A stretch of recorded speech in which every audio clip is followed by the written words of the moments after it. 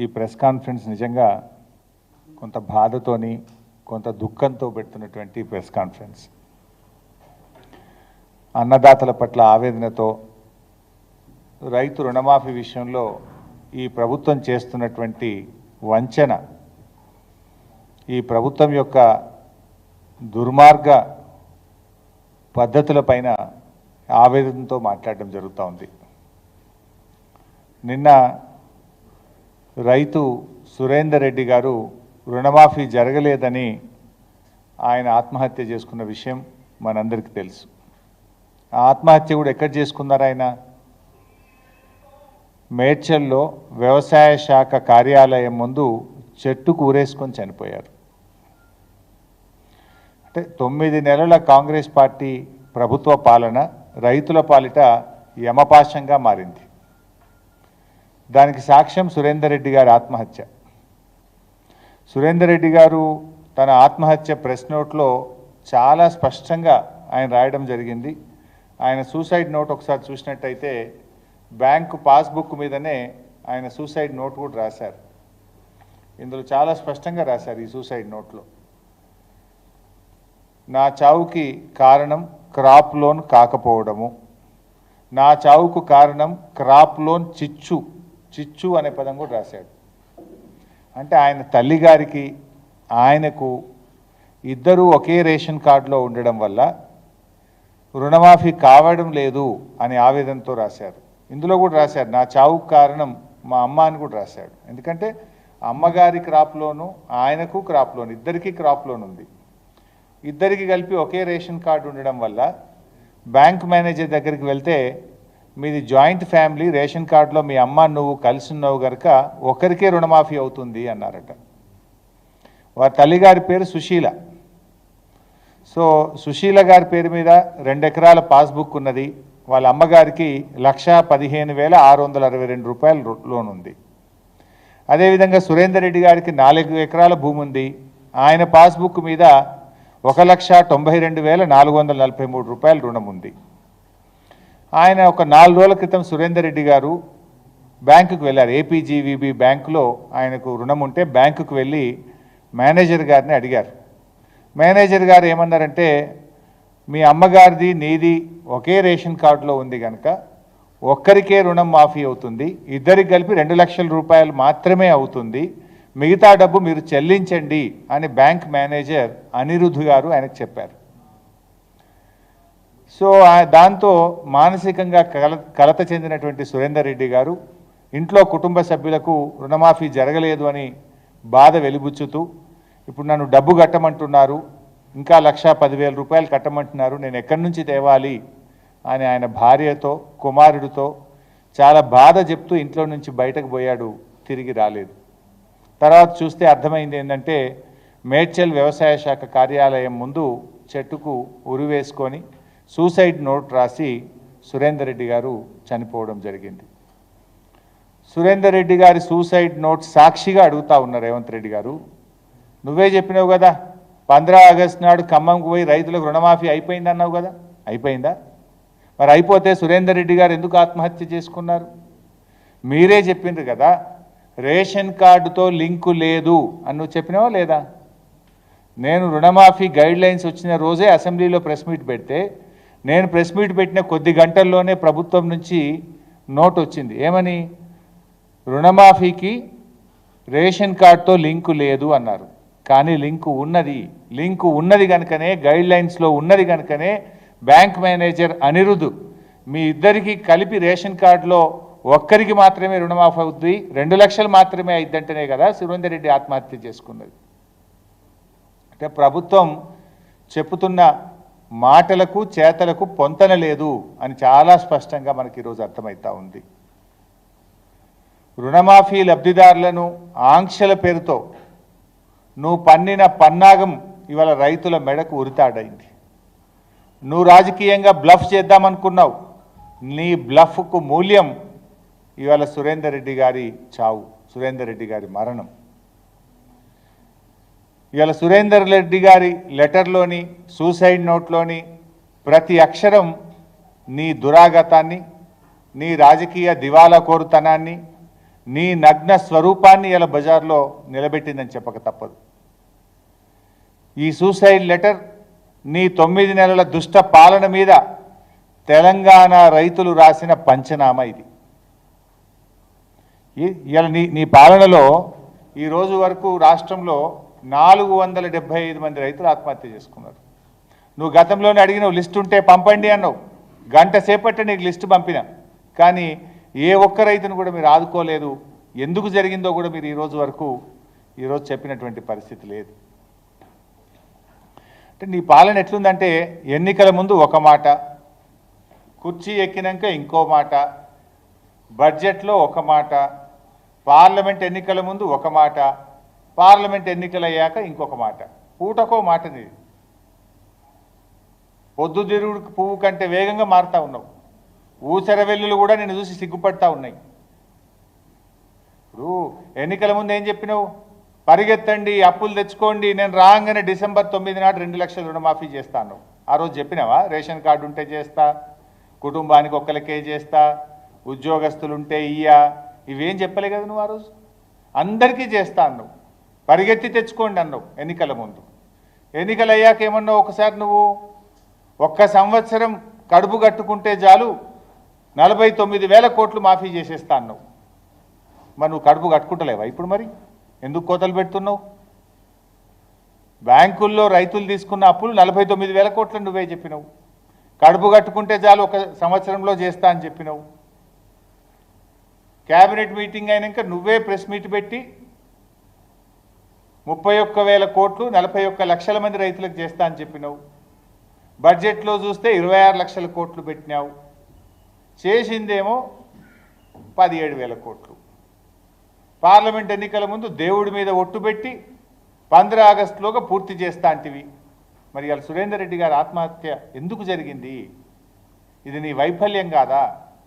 ఈ నీ ప్రభుత్వం ఇది రైతుల్ని మోసం చేయడం, దగా చేయడం కాదా అని నేను అడుగుతా ఉన్నా. ఇలా ఎంత బాధ అంటే, తల్లికి పిల్లల మధ్య గొడవ పెట్టివి, తండ్రికి పిల్లల మధ్య గొడవ పెట్టివి. నువ్వు ఇలా ఏం చేసినావు? కుటుంబ బంధాల మధ్య చిచ్చు పెట్టినావు. నీ దరిద్రపు గొట్టు రాజకీయం, నీ కోతల వల్ల కుటుంబాల మధ్య ఇలా చిచ్చు వచ్చే పరిస్థితి ఉంది. రండన్నా, మీ పాలనలో కుటుంబ బంధాలన్నీ కూడా చెడిపోతూ ఉన్నాయి. నీ పాలన వల్ల కుటుంబ బంధాలు చెడిపోతూ ఉన్నాయి. మా కేసీఆర్ గారి పాలనలో తల్లులను పిల్లలు సరిగా చూడడం లేదని, వృద్ధులను పట్టించుకోవడం లేదని, 200 రూపాయలు ఉన్న పెన్షన్ను 10 అంతలు పెంచి కేసీఆర్ గారు 2,000 ఇచ్చి కుటుంబ బంధాలను బలోపేతం చేసిండు కేసీఆర్. కానీ నువ్వు కోతలు పెట్టడానికి, రుణమాఫీ డబ్బును తగ్గించడానికి, కుటుంబాల మధ్య చిచ్చు పెట్టిన చరిత్ర కాంగ్రెస్ పార్టీది, రేవంత్ రెడ్డిది.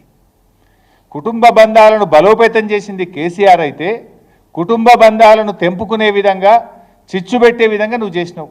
ఇవాళ సురేందర్ రెడ్డి గారి సూసైడ్ నోట్లో ఏముంది? నా తల్లి గారు కూడా నా చావుకు కారణమని రాశాల్సిన పరిస్థితి తెచ్చినావు. అసలు తల్లి కొడుకుల మధ్య చిచ్చు పెట్టి పాటు చేసినావు కదా. ఇంత దరిద్రమా? మీకు చిన్న ఉదాహరణ కూడా చెప్తా. ఇది నా నియోజకవర్గంలో ఒక రైతు బాలరెడ్డి గారు, గురజాల బాలరెడ్డి గారు. ఇది అగ్రికల్చర్ డిపార్ట్మెంటు వారి కుటుంబానికి ఇచ్చిన పేపర్. ఇది నేనేం తెచ్చిన పేపర్ కాదు. గురజాల బాలరెడ్డి గారికి 2 కుమారులు. పెద్ద కొడుకు పేరు విజయభాస్కర్ రెడ్డి, ఈయనకు 2013లో పెళ్ళయింది. రెండవ కొడుకు పేరు ఉదయభాస్కర్ రెడ్డి, ఈ అబ్బాయికి 2018లో పెళ్ళయింది. ముగ్గురికి లోన్ ఉంది. తండ్రికి ఉంది, గురజాల బాలరెడ్డి గారికి, పెద్ద కొడుకు విజయభాస్కర్ రెడ్డికి లోన్ ఉంది, చిన్న కొడుకు ఉదయభాస్కర్ రెడ్డి గారికి లోన్ ఉంది. ముగ్గురికి 3 సపరేట్ కుటుంబాలు, కానీ రేషన్ కార్డులో ఒకే దగ్గర వీళ్ళ పేర్లు ఉన్నాయి. ముగ్గురికి కలిసి ఉన్న అప్పు ఎంత అంటే 6,91,806 రూపాయలు. ఇప్పుడు నువ్వు పెట్టిన నిబంధన వల్ల వీళ్ళకి 2 లక్షలు మాత్రమే రుణమాఫీ అవుతుంది. 3 డిఫరెంట్ కుటుంబాలు కదా. 2013లో ఒకరికి పెళ్ళయింది, 2018లో ఒకరికి పెళ్ళయింది, తండ్రి, ముగ్గురి భూములు వేరు, ముగ్గురి కమతాలు వేరు, ముగ్గురి వ్యవసాయం వేరు, ముగ్గురి అప్పు వేరు. కానీ ముగ్గురు మధ్య రేషన్ కార్డులో ఏ దగ్గర పేర్లు ఉన్నాయి కనుక 2 లక్షలు మాత్రమే మాఫీ అయ్యిద్దంటివి. అంటే 6 లక్షలు మాఫీ కావాల్సిన చోట ఈ కుటుంబానికి ఎంత అవుతుంది ఈరోజు? 2 లక్షల రూపాయలు మాత్రమే అవుతుంది. ఈ రైతు పేరు గురజాల బాలరెడ్డి, గ్రామము జక్కాపూరు, జిల్లా సిద్దిపేట జిల్లా. ఇంత స్పష్టంగా ఆధారాలతో సహా చూపిస్తున్నాం. సురేందర్ రెడ్డి గారి ఆత్మహత్య ఇప్పుడు చూసాం మనం. అది దుబ్బాక నియోజకవర్గం, సిద్దిపేట జిల్లా, చిట్టాపూర్ గ్రామం. తల్లిది అతని రేషన్ కార్డు ఒక దగ్గర ఉండడం వల్ల ఇలా సురేందర్ రెడ్డి గారి చావుకి ఈ ప్రభుత్వం కారణమైంది. నిజంగా ఇది సురేందర్ రెడ్డి గారి ఆత్మహత్య కాదు, ఇది ప్రభుత్వ హత్య. ఈ ప్రభుత్వం చేసిన దగ. ఇలా బాలరెడ్డి గారి కుటుంబంలో 6 లక్షల రుణమాఫీ కావాల్సిన చోట కేవలం 2 లక్షలే అవుతుంది. 4 లక్షల రూపాయలు ఇలా కుటుంబం మీద భారం పడుతుందంటే ఇది ప్రభుత్వం రైతుల్ని దగా చేయడం కాదా? ఇది ప్రభుత్వం రైతుల్ని మోసం చేయడం కాదా అని నేను అడుగుతా ఉన్నా. ఇంకా బాధ ఏంటంటే ఈరోజు రుణమాఫీ విషయంలో మీరు చూస్తే ఎన్ని ఇబ్బందులు ఉన్నాయంటే 31 రకాల సమస్యలు ఉన్నాయండి. ఇవి రుణమాఫీ జరగకపోవడానికి కారణాలు ఏంటి అంటే 31 ప్రాబ్లమ్స్ ఉన్నాయి. ఇందులో అన్ని డీటెయిల్స్ కూడా ఉన్నాయి నా దగ్గర. మేము కింద నేను ఒక శాసనసభ్యుడిగా రివ్యూ చేశాను. అసలు ఏం జరుగుతూ ఉంది అంటే అగ్రికల్చర్ డిపార్ట్మెంట్ వాళ్ళు ఇచ్చిన పేపర్ ఇది. సార్ 31 రకాల సమస్యల వల్ల రుణమాఫీ క్షేత్రస్థాయిలో జరగడం లేదు అన్నారు. అందులో ప్రధానంగా మీరు ఇంకొక గమ్మత్ జిమ్మికి ఏం చేసిండ్రు, ఫేజ్ 1 ఫేజ్ 2. ఫేజ్ 1 1,00,000 రూపాయల లోపు మాఫీ, ఫేజ్ 2 1,50,000, ఫేజ్ 3 2 లక్షల లోపు అన్నారు. ఫేజ్ 1 ఫేజ్ 2లోనేమో రైతుల వివరాలు గ్రామాల వారీగా ఇచ్చారు. ఫేజ్ 3కి వచ్చేసరికి బయటపడుతుంది కదా ఎవరికైంది ఎవరు కాలేదు అని చెప్పి మోసం చేయడానికి రైతుల వివరాలు గ్రామాల వారీగా ఇవ్వకుండా బ్యాంకులకు పంపించేసిండ్రు. ఊర్లకు పోతే ఏమవుతుంది? వివరాలు ఇవ్వండి బ్యాంకుకు పోమంటున్నాడు వ్యవసాయ శాఖ అధికారి. వ్యవసాయ శాఖ అధికారుల దగ్గర లిస్ట్ వేయలే వీళ్ళు. ఎందుకంటే వీళ్ళ డొల్లతనం బయటపడుతుంది, ఎవరికి రుణమాఫీ జరగలేదో బయటపడుతుందని ఫేజ్ 1 ఫేజ్ 2లోనేమో రైతుల వివరాలు గ్రామాల వారీగా ఇచ్చి ఫేజ్ 3కి వచ్చేసరికి బ్యాంకులకు పంపిరు తప్ప ఏఈఓల దగ్గర వివరాలు లేవు. ఇలా రైతు రుణమాఫీ ఎగ్గొట్టడానికి ఈ ప్రభుత్వం 31 సాకులు చూపించింది. 31 సాకుల్లో ఒకటి రేషన్ కార్డుది మీకు సాక్ష్యాధారాలతో సహా చూపించాను. రెండవ కారణం ఫ్యామిలీ. ఇలా ఇది చాలా ఆశ్చర్యకరం, నిజంగా మీరు కూడా వింటే నవ్వుతారు. మా నియోజకవర్గంలో నల్ల మనెమ్మ, వారి భర్త గారు 2010లో చనిపోయారు. నల్ల మనెమ్మ గారు నారాయణరావుపేట గ్రామం. ఈ అమ్మగారికి 1,30,000 అప్పు ఉంది బ్యాంకులో, యూబీఐ బ్యాంకులో 1,30,000 అప్పు ఉంది. అయితే రుణమాఫీ కాలే మీకు. వ్యవసాయ శాఖ అధికారుల దగ్గరికి పోయింది, నాకు రుణమాఫీ కాలేదు అంటే మీ భర్త చనిపోయింది కదా, మీ భర్త ఆధార్ కార్డు తీసుకురాపో అన్నారట. వీళ్ళ భర్త చనిపోయిందేమో 2010లో. ఆధార్ కార్డులు ఎప్పుడు ఇష్యూ అయినాయి? 2011 తర్వాత ఆధార్ కార్డులు ఇష్యూ అయినాయి. నా భర్త చనిపోయినాడు, ఈ ఆధార్ కార్డు పద్ధతే లేదు, నేనేడికెళ్ళి ఆధార్ కార్డు తేవాలంటే ఆధార్ కార్డు లేకపోతే నీకు రుణమాఫీ కాదుపో అంటుండ్రు. ఇప్పుడు ఆమె ఏం కావాలి? యాడికెళ్ళి తేవాలి ఆధార్ కార్డు?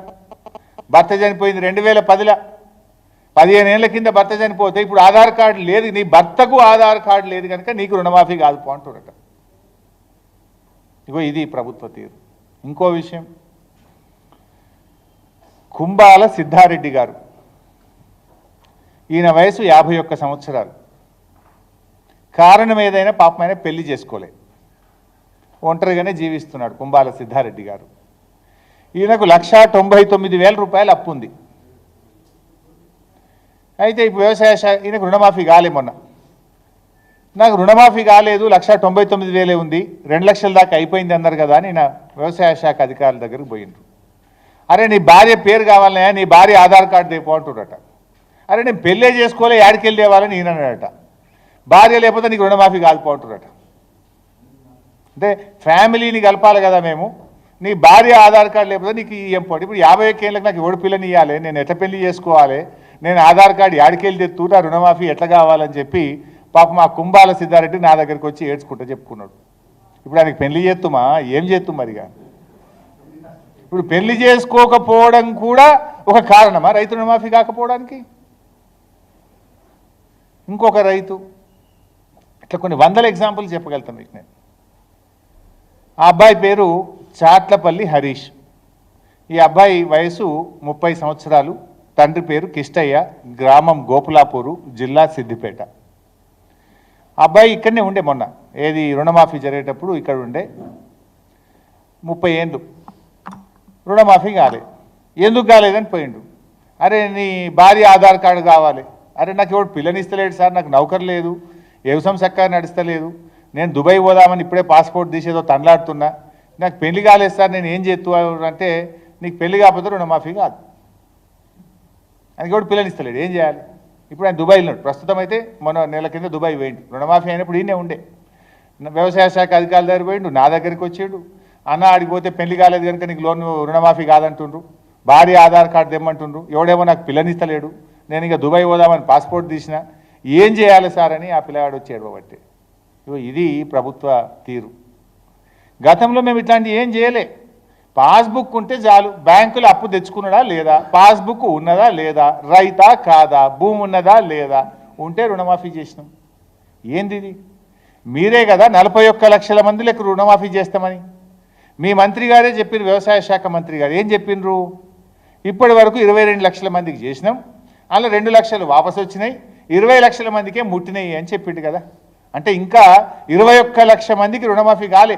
అయింది తక్కువ, కాంది ఎక్కువ. అయిన రైతులు 20 లక్షలు, కావాల్సిన వాళ్ళు 21 లక్ష. ఇది నేను చెప్తున్న మాట కాదు, మీ వ్యవసాయ శాఖ మంత్రి చెప్తున్న మాట.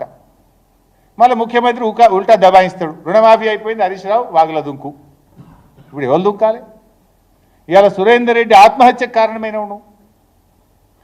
ఇంత ఉదాహరణలతో సాక్ష్యాలతో సహా చెప్తా ఉన్నా నేను. 31 కుంటి సాకులు పెట్టి కోతలు పెట్టినావు నువ్వు. ఇవాళ ఎన్ని సమస్యలు, ఫ్యామిలీ గ్రూపింగ్ లేదని, ఆధార్ మిస్ మ్యాచ్ అని, సింగిల్ ఫార్మర్ అని, ఎక్స్పైర్డ్ ఫార్మర్ రైతు చనిపోతే కూడా వాళ్ళకు ఇచ్చేదానికి మార్గదర్శకం లేదు, జాయింట్ ఫ్యామిలీ అని, అదేవిధంగా 12 డిసెంబర్ 2018 కంటే ముందు తీసుకున్నాం అనే పేరు మీద జరగదు. ఎన్పిఏ, ఇది ఇంకా ఆశ్చర్యం. ఎన్పిఏ అంటే చాలామంది రైతులు పాపం రెన్యువల్ చేసుకోవాలి, క్రాప్ లోను రెన్యువల్ చేసుకోవాలి. రెన్యువల్ చేసుకోకపోతే రుణమాఫీ కాదా అబ్బాయి సార్? ఎవరు చేసుకోరు రెన్యువల్? డిస్ట్రెస్డ్ ఫార్మర్, బాగా ఇబ్బందుల్లో ఉన్నటువంటి వాళ్ళే రుణమాఫీ జరగలేదు. ఇప్పుడు ఎవరైతే ఎన్పిఏ అకౌంట్స్ అని ఉంటాయి, ఎన్పిఏ నాన్ పర్ఫార్మింగ్ అకౌంట్స్ అంటే ఏంటి? 2018లో అప్పు తెచ్చుకున్నాడు లేదా 19లో అప్పు తెచ్చుకున్నాడు, నెక్స్ట్ ఇయర్ రెన్యువల్ చేసుకోవాలి. అతను అప్పు ఉన్నది వాస్తవం, భూమి ఉన్నది వాస్తవం, రైతు వాస్తవం, నువ్వు రెన్యువల్ చేసుకోలేదనే పేరు మీద ప్రతి ఊరికి 40-50 మందికి ఎన్పిఏ అకౌంట్స్కు రుణమాఫీ జరగలేదు. నాన్ పర్ఫార్మింగ్ అకౌంట్స్ పేరు మీద కోత పెట్టిండ్రు. వీళ్ళు ఏమంటారు, మేము ఫీల్డ్లో ఇన్స్పెక్షన్ చేస్తున్నాం. యాడ్ ఇన్స్పెక్షన్ చేస్తున్నారు మీరు? ఫీల్డ్లో 2 ఇన్స్పెక్షన్లు చేస్తున్నారు ఈ నిమిషానికి. ఒకటి ఫ్యామిలీ గ్రూపింగు, 2 ఆధార్ కార్డు. ఆ ఆధార్ కార్డులో కూడా ఒకటే జరుగుతుంది. ఏం జరుగుతుందంటే ఆధార్ నంబర్ మిస్ మ్యాచ్ అయితే చేస్తున్నారు తప్ప పేరు మిస్ మ్యాచ్ కూడా ఉంది. కొంతమంది పాస్బుక్లో ఒక పేరు ఉన్నది, బ్యాంకులో ఒక పేరు ఉన్నది, ఒక అక్షరం తేడా ఉంటే కథం అది పక్కకు పెట్టి పడేస్తుంది. ఈ రైతు తప్ప అది. బ్యాంకు ఉద్యోగి ఏదైనా పేరు కొట్టేటప్పుడు ఇప్పుడు హరీష్ రావు ఉంది, HARISH అని కొందరు కొడతారు, HAREESH అని కొందరు కొడతారు. డబల్ ఉండి ఈడ అయి ఉంటే వరకు మ్యాచ్ అయితే లేదని చెప్పి లోన్ వేవర్ ఆపిరి. ఇట్లా కూడా చాలామంది రైతులు సఫర్ అవుతున్నటువంటి పరిస్థితి ఉన్నది. గిన్ని కారణాలు ఎత్తుకుతారు మీరు, గిన్ని సాకులు పెట్టి రైతుల్ని మోసం చేస్తారు మీరు. ఇంట్లో 4 కొడుకులు పిల్లలు ఉండ్రి, ఎవరికో ఒక పిల్లగానికి ఉద్యోగం ఉంటే నీ కొడుకోగానికి ఉద్యోగం ఉంది కనుక తండ్రికి రుణమాఫీ ఆపితే ఎట్లా? కొడుకు పెళ్ళి అయిపోయా వాడు ఆడనే ఉండబట్టే. నౌకరు వచ్చింది కనుక తండ్రికి రుణమాఫీ ఆపుతారా? ఇంట్లో ఒకరికి ఉద్యోగం ఉంటే వ్యవసాయం మీద ఆధారపడ్డ తల్లిదండ్రులు ఏం కావాలి, ఇంకో కొడుకు ఏం కావాలి, వాళ్ళకి ఎందుకు ఆపుతారు? అంటే డేట్ల పేరు మీద కొన్ని, ఎన్పిఏ పేరు మీద కొన్ని, ఫ్యామిలీ పేరు మీద కొన్ని, ఒంటరి రైతులు పేరు మీద కొన్ని, రైతు చనిపోవడం మీద కొన్ని, ఆధార్ మిస్ మ్యాచ్ మీద కొన్ని, రేషన్ కార్డు మీద కొన్ని, ఇట్లా 31 రకాల సాకులు పెట్టి కోతలు కోతలు కోతలు పెడతా ఉన్నారు. ఇది కోతల ప్రభుత్వం. కాంగ్రెస్ పార్టీ ఎట్లా తయారైపోయిందంటే నిజంగా చెప్పాలంటే ఈ కాంగ్రెస్ సర్కార్ కంజూస్ సర్కార్ అయిపోయింది నా దృష్టిలో. ఈ కాంగ్రెస్ ప్రభుత్వం కాదు ఇది, ఇది కటింగ్ ప్రభుత్వం అయిపోయింది. ఈ ప్రభుత్వం తీరు అన్నిట్లా కోతలే. కోతలు ఎట్లా పెట్టాలనే దాని మీదనే ఎక్కువ దృష్టి ఉన్నది. ఎన్నికలప్పుడేమో కట్టుకథలు, ఇప్పుడేమో పాలనకు వచ్చేసరికి అన్నీ కోతలే వారి చేతులుగా మారిపోయినాయి. చేతు గుర్తుకు ఓటేసిన పాపానికి ఇలా రైతులకు కోతలు పెడుతుంది ప్రభుత్వం. ఆ రోజు నమ్మి ఓట్లేసిండ్రు, కానీ ఇలా అన్నీ కోతలు పెడతా ఉన్నది ఇవాళ కాంగ్రెస్ ప్రభుత్వం. మరి అదేవిధంగా ఏజెన్సీ ప్రాంతంలో గిరిజనేతర రైతులు ఉంటారు. ఇదే రేవంత్ రెడ్డి ఆదిలాబాద్ జిల్లాలో పర్యటించినప్పుడు ఏజెన్సీ ప్రాంతంలో గిరిజన రైతులతో పాటు గిరిజనేతర రైతులకు కూడా, అటవీ భూముల్లో సాగు చేసుకుంటున్న గిరిజనేతర రైతులకు కూడా మేము అన్ని హక్కులు ఇస్తామన్నాడు. పొజిషన్ సర్టిఫికెట్లు ఇస్తాం, పహానీలు ఇస్తాం, రుణమాఫీ చేస్తాం, రైతు బంధు చేస్తామన్నారు. ఇవాళ గిరిజనేతల రైతులకు రుణమాఫీ జరగలేదు, ఆడ కూడా కోతలు పెట్టి కూర్చున్నారు. ఇట్లా రకరకాలు. అసలు 2 లక్షల రుణమాఫీ మీద ఇప్పటివరకు క్లారిటీ లేదు. చాలామంది రైతులు పోయి 2 లక్షల పైన ఉన్న డబ్బు కట్టేసిండ్రు. కొంతమంది 2.5 లక్షలు ఉంటే 50,000 కట్టిండ్రు, కొంతమంది 30,000 అప్పు తెచ్చి 3 రూపాయల మిత్తికి 2 రూపాయల మిత్తికి తెచ్చి 2 లక్షల పైన ఉన్నటువంటి వాళ్ళు కట్టిండ్రు. వాళ్ళకు అటు రుణమాఫీ అయితే లేదు, మిత్తి భారం పెరుగుకుంటా పోతున్నది. దీనికి ప్రభుత్వం ఇచ్చే సమాధానం ఏంటి? Where is the guide lines? నిన్న మంత్రి తుమ్మల గారు ఎక్కడో కారు మీద నిలబడి మాట్లాడుతున్న వీడియో సోషల్ మీడియాలో చదివాను. ఇప్పుడే కట్టకుండ్రి తర్వాత కట్టుండ్రి అని ఆయన మాట్లాడుతున్నారు. అది నోటి మాట, సర్క్యులర్ ఏది, గైడ్ లైన్స్ లేది.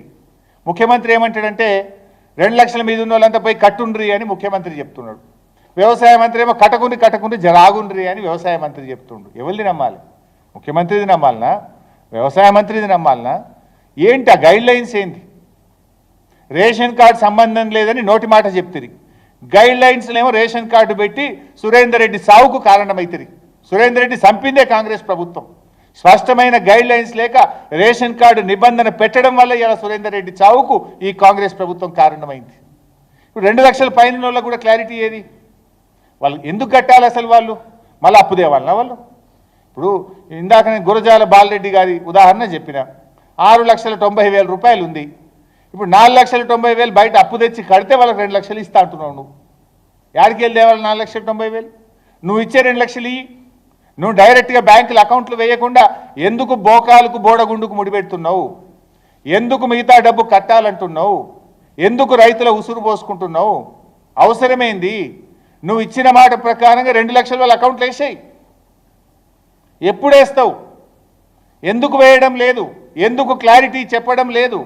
ముఖ్యమంత్రి కట్టమంటాడు, వ్యవసాయ మంత్రి కట్టద్దంటాడు. ఎవరి మాట నమ్మాలి? రైతులను, రాష్ట్ర ప్రజల్ని అయోమయానికి గురి చేస్తున్నావు కదా నువ్వు. ఇవాళ ఈ రకంగా ఇబ్బంది పెడుతున్నటువంటి పరిస్థితి. నిన్న సురేందర్ రెడ్డి గారు చనిపోయిన పైసాబ్ ఎవరైనా రాష్ట్ర ప్రభుత్వం తరఫున కనీసం పరామర్శించిందా? ఆ జిల్లా మంత్రో, వ్యవసాయ మంత్రో, ముఖ్యమంత్రో ఓ పరామర్శను, ఒక ఖండనను, రైతులకు భరోసా ఇవ్వడానికి, ధైర్యం నింపడానికి, అరే ధైర్యం కోల్పోకండి, మేమున్నాం, మేము రుణమాఫీ చేస్తాం అని రైతన్నలకు ఒక పిలుపునండిచ్చిండ్రా? విచారం వ్యక్తం చేసిండ్రా? ధైర్యాన్ని నింపే ప్రయత్నం చేసిండ్రా? ఏమీ చేయరు. మీకు పట్టే లేదు అసలు రైతులంటే. ఇలా వ్యవసాయ శాఖలో ఇన్ని పదవులు, ముఖ్యమంత్రి, వ్యవసాయ మంత్రి, అదేంది వ్యవసాయ శాఖ సలహాదారు, ఇంకోటి ఏదో నిన్నేసిండ్రు వ్యవసాయ కమిషన్. ఎందుకు ఇవన్నీ కమిషన్లు, సలహాదారులు? రైతుల ప్రాణాలు కాపాడడానికా, రైతుల ప్రాణాలు తీయడానికా? ఇన్నిన్ని పదవులు పెట్టి ఏం చేస్తుండ్రు? రైతులకు భరోసా నింపి, రైతుల ప్రాణాలు కాపాడడానికి, రైతుల ఆత్మవిశ్వాసాన్ని పెంపడానికి, వ్యవసాయాన్ని లాభసాటిగా మార్చడానికి ఈ పదవుల, రైతుల ప్రాణాలు తీయడానిక ఈ పదవులు? దేనికోసం ఈ పదవులని నేను అడుగుతా ఉన్నా. ఇన్ని పదవులు పెట్టి సురేందర్ రెడ్డి పానం తీత్తిరి. ఏం చేస్తుంది కమిషన్? మరి కేసీఆర్ గారేమో వ్యవసాయ రంగాన్ని సంక్షోభం నుంచి సంక్షేమం వైపు కేసీఆర్ నడిపి చూపించిండు 9 ఏళ్లలో. 3 కోట్లకు పైగా మెట్రిక్ టన్నుల వడ్లు బండి దేశంలో నంబర్ 1 రాష్ట్రంగా తెలంగాణను మార్చిండు కేసీఆర్. కానీ 9 నెలల కాంగ్రెస్ పాలన ఈరోజు తిరిగి సంక్షోభం వైపు రైతులు నెడతా ఉంది. ఇప్పుడే లిస్టు చూపించా, 475 మంది రైతులు ఆత్మహత్యలు చేసుకున్నారు మీ పాలనలో. రైతన్నకు మేము కల్పించిన ఆత్మస్థైర్యాన్ని, ఆసరాను ఇవాళ రైతులకు దూరం చేస్తూ ఉన్నారు మీరు. రైతు బంధించి కేసీఆర్ ప్రాణాలు నిలబెడితే, రైతుల్లో ఆత్మవిశ్వాసాన్ని నింపితే, మీరు రైతు బంధును, రైతు రుణమాఫీని ఎగ్గొట్టి ఇవాళ రైతుల ప్రాణాలు తీస్తుంది కాంగ్రెస్ ప్రభుత్వం. ఆ రైతు భరోసా అదేందో అర్థమే కాదు, బ్రహ్మ పదార్థం అయిపోయింది. అది ఎప్పుడు ఇస్తారు, ఎంత ఇస్తారు, ఎంతమందికి ఇస్తారు, ఒక క్లారిటీ లేదు. దానికి ఒక కమిషన్ వేసినారు, దానికి ఒక కమిటీ వేసినారు, క్యాబినెట్ సబ్ కమిటీ వేసినారు. ఏం చెప్తుంది ఆ క్యాబినెట్ సబ్ కమిటీ? ఇంకెప్పుడు చెప్తుంది?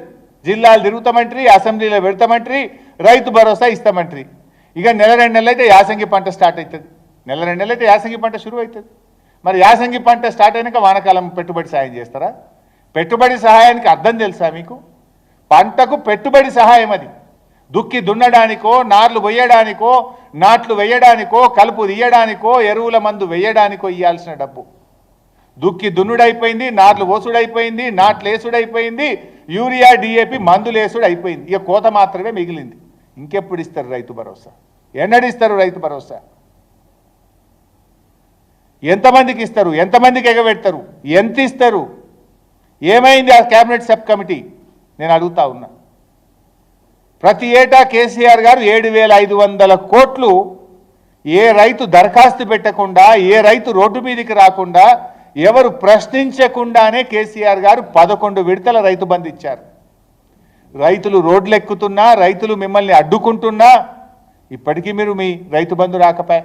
ఇంకేనడిస్తారు రైతు బంధు? రైతు బంధు రాకపాయే, రుణమాఫీ సగం కూడా కాకపాయే. ఇదే కదా మీరు చేసింది. ఇంకా దీనికి ఏదో పెద్ద పెద్ద మాటలు మాట్లాడుతుంటారు. రైతుల బోనస్ బోగస్ అయిపోయింది. ఆ రోజు అన్ని పంటలకు బోనస్ అన్నారు. మేనిఫెస్టోలో దొడ్డు వడ్లకు బోనస్ అని పెట్టిండ్రు. గవర్నమెంట్లోకి వచ్చినాక సన్నాలకే బోనస్ అని మాట్లాడుతున్నారు. అసలు సన్నాలకు బోనస్ అని ఎవడని అంటాడే? సన్నాసులు తప్ప ఎవడన్నాడు?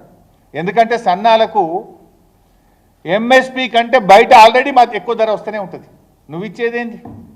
మేనిఫెస్టోలోనేమో దొడ్డు వడ్లకు బోనస్ అని రాసినావు. మేనిఫెస్టోలో ఇచ్చుడు కాడికి వచ్చే వరకు సన్నాలకు బోనస్ అని ఎగబెట్టివి. మిగతా పంటల గురించి మాట్లాడకనే పోతివి. బోనస్ బోగస్ అయిపోయి, రైతు భరోసా అని దగా చేస్తేవి, రుణమాఫీ సగం కూడా కాకపాయి. ఇది నీకు రైతుల పట్ల ఉన్న చిత్తశుద్ధి.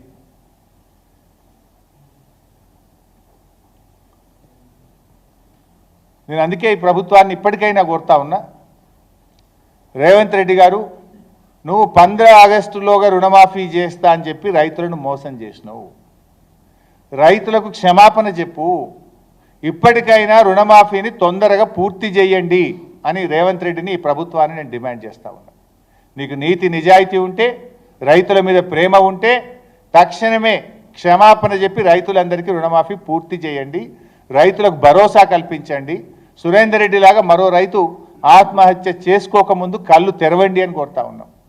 రైతు సోదరులకు కూడా బీఆర్ఎస్ పార్టీ తరఫున విజ్ఞప్తి చేస్తున్నాం. దయచేసి ప్రాణాన్ని తీసుకోకండి. దేవుడు మనను బతకడానికి ప్రాణం ఇచ్చింది తప్ప మనం ప్రాణం తీసుకోవడానికి మనకు జన్మనివ్వలేదు. ధైర్యంగా ఉండండి. మేమున్నాం. ఈ ప్రభుత్వం మెడలు వంచి ప్రతి రైతుకు రుణమాఫీ చేసేదాకా బీఆర్ఎస్ పార్టీ మీ పక్షాన పోరాడుతుంది. ప్రాణాలు మాత్రం తీసుకోవద్దు, మీ కుటుంబ సభ్యులను అనాథలు చెయ్యొద్దు అని చెప్పి కూడా నేను రైతు సోదరులందరికీ ఈ రాష్ట్రంలో విజ్ఞప్తి చేస్తున్నాం. ధైర్యంగా ఉండండి. తప్పకుండా మీకు అవి జరిగే విధంగా మేము పోరాడతాం. మీరే మాకు ఈ బాధ్యత ఇచ్చిండ్రు. ప్రధాన ప్రతిపక్షంగా ఈ ప్రభుత్వం మెడలు వంచే బాధ్యత మాకు ఇచ్చిండ్రు. ఈ ప్రభుత్వాన్ని ప్రశ్నించేటువంటి బాధ్యత మాకు ఇచ్చిండ్రు. తప్పకుండా ప్రశ్నిస్తాం. తప్పకుండా మీ తరఫున పోరాడతాం. ప్రాణం పోయినా సరే మీకోసం పోరాడుతుంది బీఆర్ఎస్ పార్టీ. ఆనాడు ప్రాణాలు తెగించేదాకా కేసీఆర్ కొట్లాడిండు, తెలంగాణ తెచ్చిండు. ఇవాళ తెలంగాణ ప్రజలు ప్రాణాలు కాపాడడానికి, మీ హక్కులు కాపాడడానికి, మీకు న్యాయబద్ధంగా రావాల్సినటువంటి ఈ ప్రభుత్వం ఇచ్చిన హామీలు అమలు చేయడానికి కూడా బీఆర్ఎస్ పార్టీ ప్రాణాలకు తెగించైనా పోరాడుతుంది. మీరు ధైర్యంగా ఉండాలని చెప్పి కూడా రైతు సోదరులకు నేను ఈ సందర్భంగా పిలుపునిస్తా ఉన్నాను. Thank you.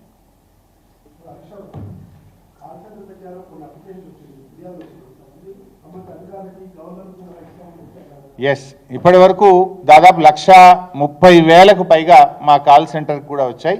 క్షేత్రస్థాయిలో కూడా మా పార్టీ కార్యకర్తలు కూడా ఇంకా కూడా కలెక్ట్ చేస్తూ ఉన్నారు.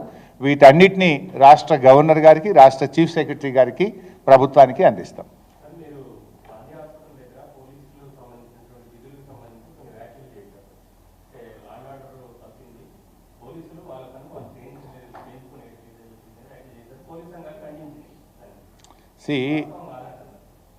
పోలీస్ సంఘాలు నా వ్యాఖ్యల్ని ఖండించారు. ఓకే, నేను ఒకటే అడుగుతున్నాను, నేను ఏమన్నాను? గతంలో ఇదే పోలీసులు కదా భారతదేశానికి దిక్సూచిగా లా అండ్ ఆర్డర్ పరిరక్షణలో దేశానికి రోల్ మోడల్గా తెలంగాణ పోలీసులు ఉన్నారు. గతంలో కేంద్ర హోంశాఖ మంత్రివర్యులు మహారాష్ట్రలో జరిగిన జాతీయ సదస్సులో Telangana policing is model for the country అన్నమాట నిజం కాదా? కేంద్ర రక్షణ సలహాదారు తెలంగాణ పోలీసింగ్ అద్భుతంగా ఉంది, టెక్నాలజీని బాగా వాడుతున్నారని ప్రశంసించింది నిజం కాదా? మరి ఆ రోజు అదే పోలీసులు, ఈరోజు అదే పోలీసులు, ఎందుకు ఈరోజు ఈ పరిస్థితి వచ్చింది అంటే ఇది ప్రభుత్వ వైఫల్యము. ఈ ప్రభుత్వం పోలీసులను తన పని తాను చేసుకోనివ్వడం లేదు అని నేను చెప్పాను. ఇందులో తప్పు ఉందా? నేను పోలీసులను తప్పు పట్టలే, ప్రభుత్వాన్ని తప్పు పట్టినా. ఇప్పుడు నేను పోలీస్ మిత్రులను కూడా అడుగుతున్నా, ఈరోజు రాష్ట్రంలో 1900 అత్యాచారాలు జరిగింది నిజం కాదా? ఈ రాష్ట్రంలో 2600 మర్డర్లు జరిగింది నిజం కాదా? ఈ రాష్ట్రంలో 247 అక్రమ వెపన్స్ను కేసులు నమోదైంది నిజం కాదా? 9 మంత్స్లో. మా 5 ఏళ్ల కాలంలో ఈ అక్రమ వెపన్స్ స్మగ్లింగ్ మీద అయిన కేసులు 5 ఏళ్లలో 200, 9 నెలల్లో రేవంత్ రెడ్డి ప్రభుత్వంలో 247 స్మగుల్డ్ వెపన్స్ పట్టుబడ్డాయి. 2018 to 23. కానీ 9 నెలల్లో 247 కేసులు ఈరోజు నమోదైనాయి అంటే ఇది ప్రభుత్వ వైఫల్యము అని చెప్పిన నేను. ఇంకోటి పోలీస్ మిత్రులను కూడా ఒకటి అడుగుతున్నా, దయచేసి పోలీస్ సంఘం నన్ను ప్రశ్నిస్తే తప్పులేదు, మీకు ఆ హక్కు ఉంటుంది. కానీ నేను ఒకటి అడుగుతున్నాను, నేను మిమ్మల్ని ఎక్కడ తప్పు పట్టలే. మీరు ఒకటి ఆలోచించండి, కేసీఆర్ గారు ముఖ్యమంత్రిగా ఉన్నప్పుడు పోలీస్ స్టేషన్ మెయింటెనెన్స్కు నెలకు 75,000 రూపాయలు ఇచ్చిండు.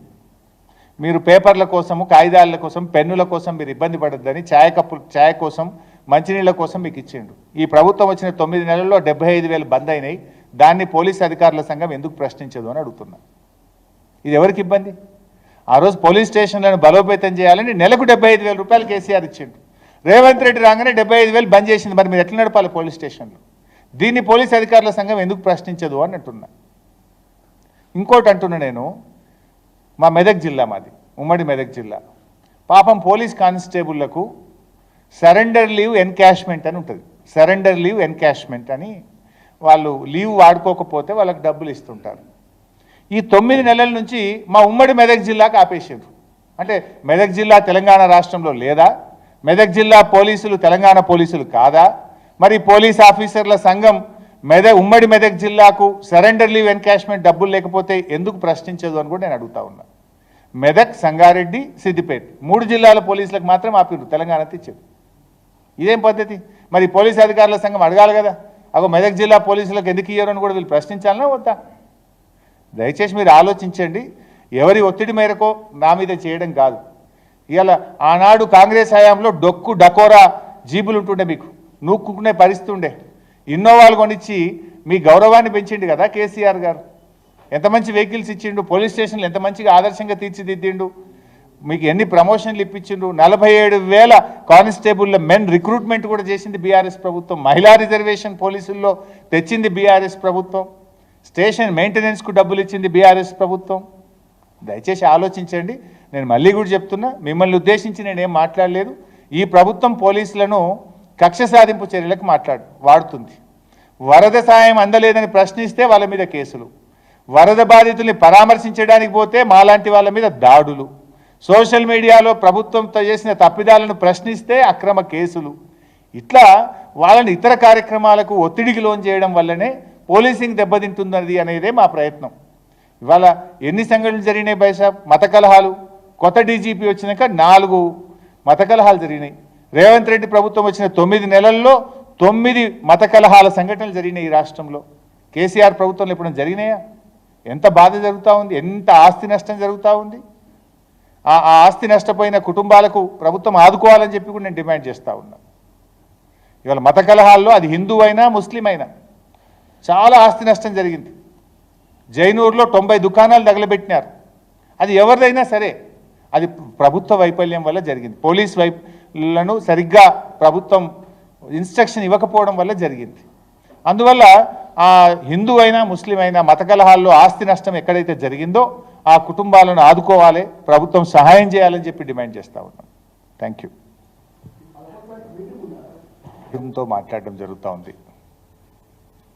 నిన్న రైతు సురేందర్ రెడ్డి గారు రుణమాఫీ జరగలేదని ఆయన ఆత్మహత్య చేసుకున్న విషయం మనందరికీ తెలుసు.